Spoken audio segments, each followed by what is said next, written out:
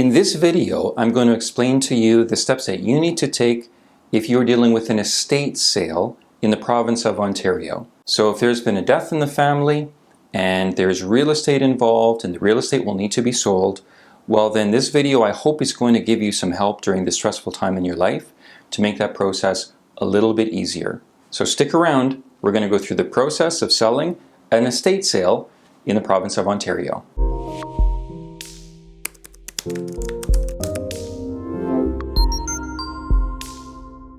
Hey there, my name is Jim Emilson and I'm the founder of the Emilson Group at eXp Realty in Toronto, Ontario. And we're going to talk about estate sales. And this is a subject that I have some experience with. I've helped a number of families over the years to handle the sale of an estate, meaning that there's been a death in the family, maybe mom has died or dad has died or a family member, and now there is real estate that needs to be sold or liquidated in order for those funds to be pushed out to family members. So I want to talk about this process because I know that if you're in that situation, on top of grieving, and my condolences to you, well, this is an added stress and pressure.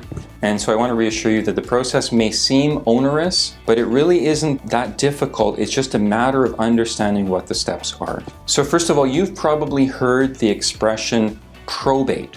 In fact, sometimes when you're looking at a piece of real estate in Toronto, it will specifically say that this property sale is subject to the probate process. What exactly does that mean? Well, probate is the process by which the courts either, number one, assign an executor of the estate, granting them the authority to be able to sell the remaining estate. And by the way, estate, we're talking in this video about real estate, but estate in the context of this discussion really even includes all personal belongings, those things that belong to the individual who has deceased. So if the individual had a will that outlined who the executor of the estate would be, well then probate is the process through which the courts say, yes, we're affirming that so-and-so, named in the will, is in fact the executor of the estate, and the courts grant them a certificate of appointment saying, yes, they're legally given the right to dispose of that piece of real estate in accordance with any directions that are included in the will. Sometimes though someone has not outlined that in their will, and so under those circumstances the court does need to appoint somebody, and again that is a court process where perhaps a family member is named as the person who is appointed to actually sell the real estate. The probate process also is the court saying that yes, in fact, that last will and testament is valid, and therefore the wishes of the deceased could be carried out. So a question that you might have is, can you put the real estate on the market before the probate process is complete, before that certificate of appointment is granted, or should you wait? And the answer is, there's no right or wrong necessarily. The courts in Toronto, for example, might take 4 weeks, 8 weeks, even 12 weeks to process a certificate of appointment in probate. Outside of the Toronto area, it may take only a few weeks. The challenge is you don't exactly know how long that process will take. And so in some cases, families will decide to hold off until probate is complete before they list the property and put it onto the market. And in other cases, the family will decide to put the property on the market and sell it. However, if you decide to do that, then here's an important thing that you need to understand. And your real estate professional can guide you on this, and we can certainly guide you on this if you're working with us, is that the sale of the property, the buyer will need to acknowledge and agree that in the event that probate has not been granted by that predetermined closing date, the date upon which you agree that the buyer will take possession of the piece of real estate, that if the probate process is not complete, that automatically that closing date will be extended. So in some cases, a clause will be used that states that in the event that probate is not completed by such and such date, it will automatically extend in 2-week increments until such time as the court has granted certificate of appointment for that executor of the estate. So that's something that you need to understand, and your real estate professional will guide you on that, and that would be something that would be disclosed to potential buyers of the property. Now here's something else that's different about an estate sale than, for example, if you sold your personal home that you had lived in yourself for many years. You will generally see estate sales sold as is, where is. And why is that? Because you might think to yourself, well, I mean, am I not going to get less money for the property because I'm calling it as is, where is? Maybe the house appears to be in quite good condition. The reason estate sales generally are as is, where is because unless you personally lived in that house and you know the condition of the home inside out and backwards, well then it's hard for you as a seller, which you essentially are, as executive of that estate, it's hard for you to warrant the condition of the home. It's not uncommon with homes that have been in the same family for many decades, that as our elderly parents and family members age, sometimes maintenance ends up being deferred. And so it's hard for you to really know, like, what really is the condition of the electrical systems, the HVAC systems? Has there been moisture in the basement? What's the roof like? You don't really know because you probably didn't live there. And so that's one reason why estate sales in the real estate world are generally sold as is, where is. And by the way, buyers on the other side, they know this is an estate sale. This is very, very typical. And so this shouldn't be regarded necessarily as a great big,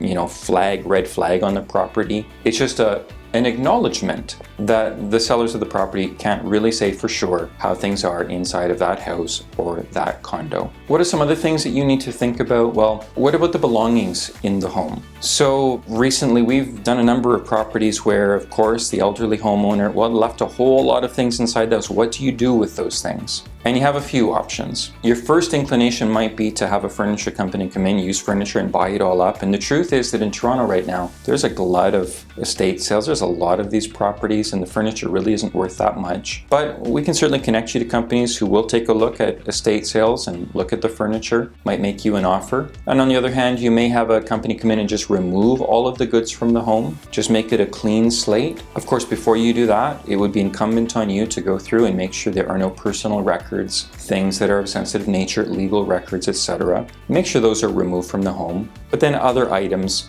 well, in all likelihood, unless they have value, either sentimental or monetary, it might be that those goods are simply removed by a removal company, and we can connect you to one of those. So that's kind of a basic overall on handling an estate sale, that process, the probate process. You remember what that is? It's where the court appoints an individual, possibly you, to be the person who goes about selling the property. But here's the big thing that we've learned is that in estate sales, there often are multiple family members involved. Is that your situation? So if so, we have some advice for you on that front. Maybe you're one of a number of siblings, or there's other family members who ultimately will be, because of the will be receiving some of the proceeds from the sale of the real estate. Then my suggestion to you is just be very, very transparent and about the valuation that's expected for the home.